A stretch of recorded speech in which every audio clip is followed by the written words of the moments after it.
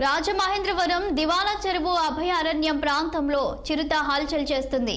అయితే గత రాత్రి కడియం నర్సరీ ప్రాంతాల్లో చిరుత జాడ కనిపించడం అటవీ శాఖ అధికారులు ధృవీకరించడంతో ఆ ప్రాంత ప్రజలు భయాందోళన చెందుతున్నారు.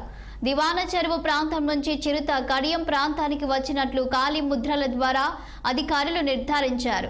కడియం వీరవరం రోడ్డు వద్ద చిరుత జాడలు కనిపించడంతో ఆ కాలనీ వాసులంతా భయాందోళనకు గురయ్యారు. అది అక్కడి నుంచి ఎక్కడికి వెళ్ళింది అనేది అంతుపట్టడం లేదని కొన్ని నర్సరీలలో సీసీ కెమెరాలు పరిశీలిస్తున్నారు. చిరుతకు భయపడి రైతులు నర్సరీలో పనులు మానేశారు.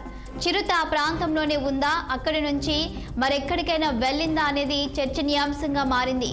గంటకు సుమారు 100 కిలోమీటర్ల వేగంతో పయనించే చిరుత ఎప్పుడు ఎక్కడికైనా వెళ్ళగలిగే అవకాశం ఉంటుంది. ఏదేమైనప్పటికీ ప్రాంతాల్లో ప్రజలు జాగ్రత్తగా ఉండాలని అటవీ శాఖ అధికారులు సూచిస్తున్నారు.